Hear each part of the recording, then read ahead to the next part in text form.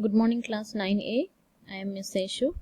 In our topic, gas exchange in humans, this is the video number 7, part 2. So, the references are in the course book page 143 to 148.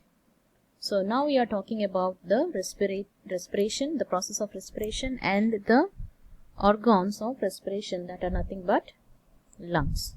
So, we know that respiration is nothing but we are taking breathing in and breathing out. That means breathing in, taking air in means inhalation.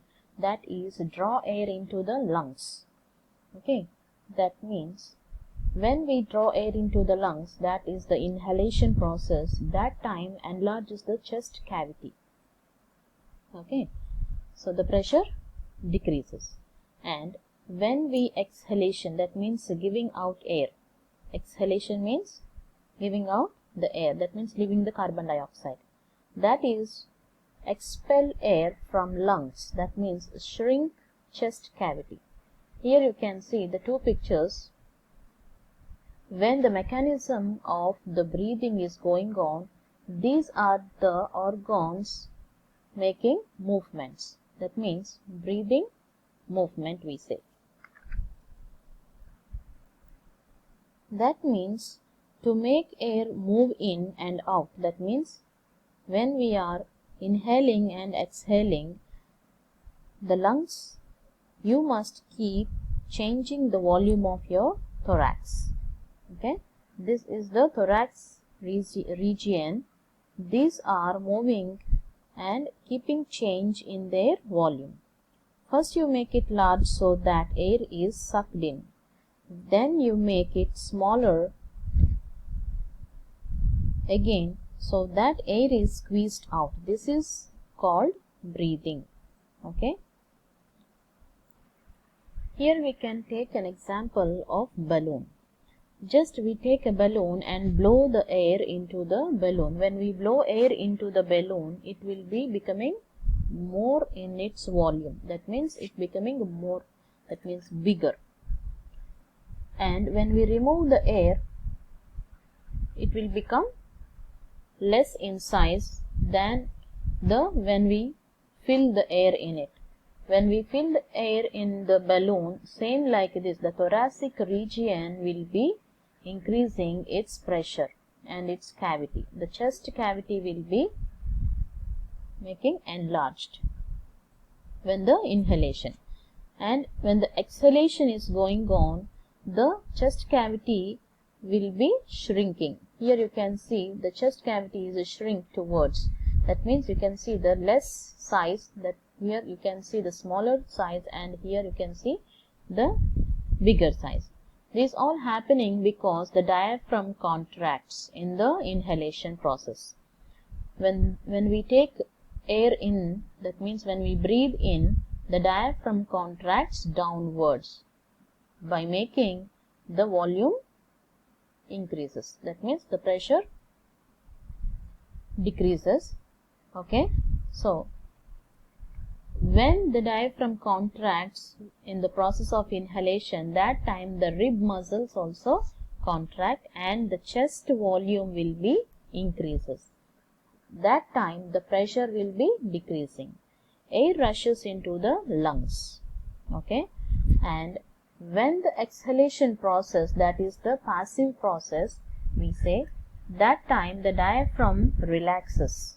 When the diaphragm relaxes, here you can see, okay, when the diaphragm relaxes, the rib muscles also increases, and here the process of exhalation, chest volume will be decreases. That means the volume, the size of the chest, you can see lesser than in the process of inhalation process. So, when the chest volume decreases, the pressure will be going up, increases. Then the air rushes out of lungs. Okay, the air moving out of the lungs. For this, a special structure called intercostal muscles are needed. Here you can see. Muscles in two parts of the body help you to breathe. Some of them called the intercostal muscles. we have two types of intercostal muscle. Those are external intercostal muscle and internal intercostal muscle. And these are the ribs. This is the bone in between the ribs to attach is called the sternum. Okay. If we take the section of the intercostal muscle, you can see here innermost intercostal muscle. This is the inner part, and this is the internal intercostal muscle. This is the middle one, and the upper one is the external intercostal muscle. Okay. So if we see, the process is called breathing in, known as inspiration, and breathing out as a expiration. In the breathing in, called inspiration, we see when breathing in, the muscles of the diaphragm contracts. I told you the diaphragm. This is the diaphragm.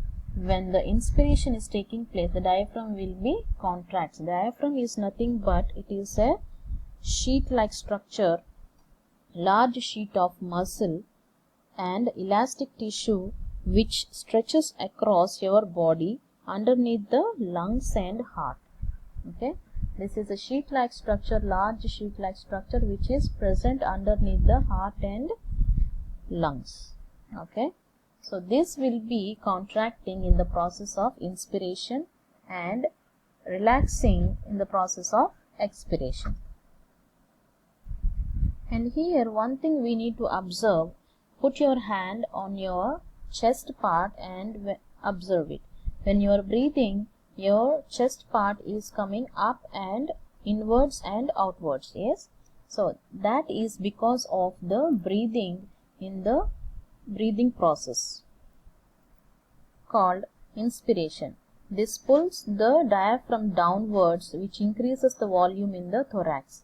At the same time, the external intercostal muscles also contract. This pulls the rib cage, this is the rib cage, upward and downward. That is why we feel our hand is moving upward and downward when we are breathing. Okay.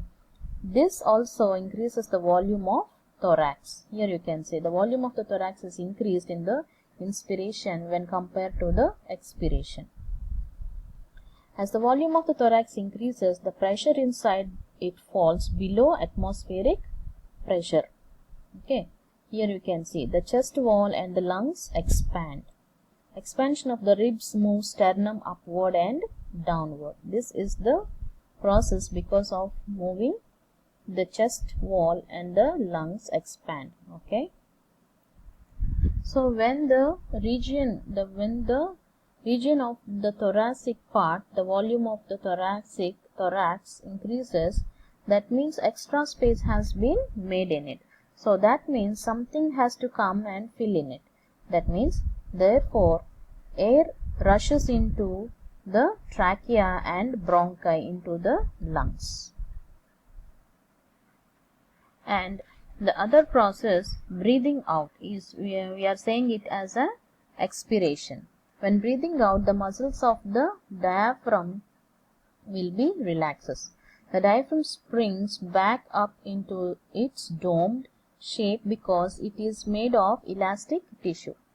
Before, as I told you in the I told you this is a large sheet-like structure which is underlying beneath the heart and lungs, and it is also elastic tissue which stretches across your body.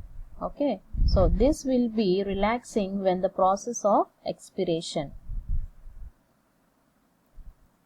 In this process, it will be decreases the volume of thorax.